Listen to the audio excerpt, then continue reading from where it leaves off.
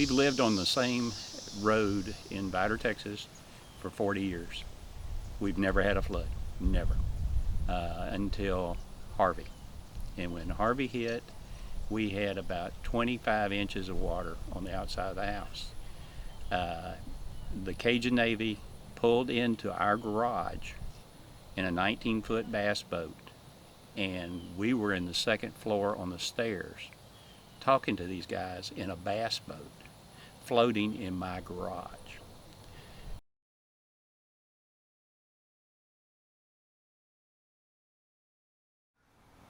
We all evacuated. We went over to Louisiana, a little town right outside of Fort Polk, and then we realized that we probably need to move further in. So I stayed there, since that's what I told everybody where I would be. So we stayed right there in that building, and then the rest of the state went north up into Shreveport and Dallas, as far north as you could get.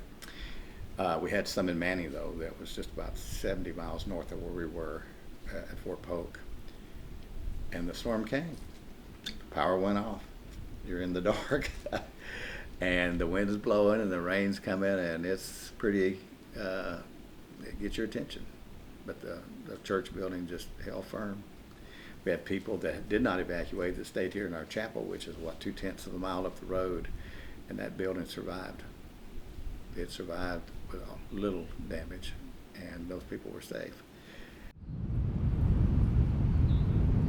The things that have really impacted us here at the park, the three big ones are Hurricane Jerry, Hurricane Rita, and Hurricane Ike. Hurricane Jerry affected the surrounding area more.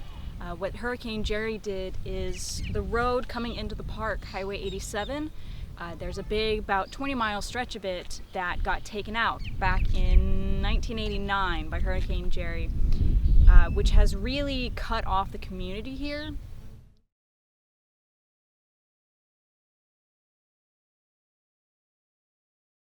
For me, I try and look at the good things. It really highlights the love in the community and the support that we give each other. We had a run of 3 or 4 years, so we had, at the very least, a medium strength hurricane hit our area or a neighboring community within, an hour's drive every year. And so, let's see, Hurricane Harvey was, I believe, 2017. I might be wrong about that. And then, so that was a bad one for us, as well as Houston and a lot of the upper Gulf Coast of Texas. Then Hurricane Imelda hit, and that one was another weird storm. It dumped a lot of rain on us. Actually, my house flooded on that one, but my brother, who lives 5 houses down from me, his house flooded and it completely gutted it. And luckily, he had homeowners insurance and was able to completely redo his downstairs, through the insurance.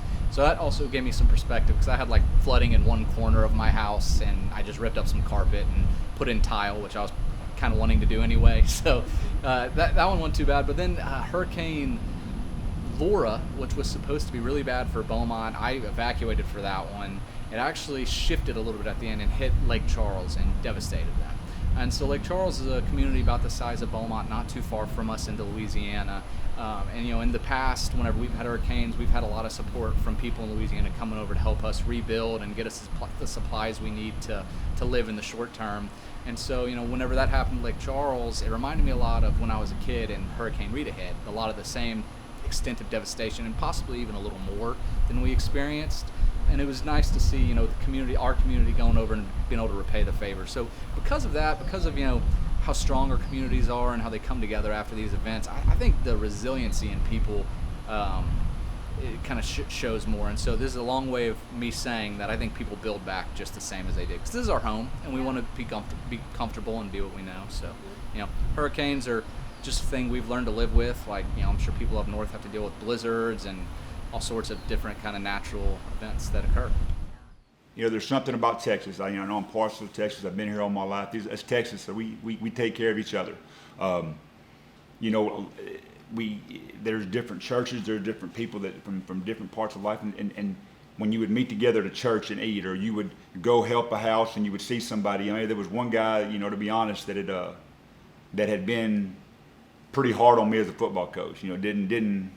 Wasn't a big fan of Jeff Mathews, and one of the houses we're cleaning, it just happened to be his, and he knew that I knew what he said, I knew what he said, and just that part of helping, I think he saw me in a different view. I saw him in a different view. I saw that we were the same, and things like that. That's just one story, but that's one of the things that we've been friends ever since. A guy that I never talked to, he never talked to me, and we see each other different now. He'll high five me, I'll high five him, and we become friends after that.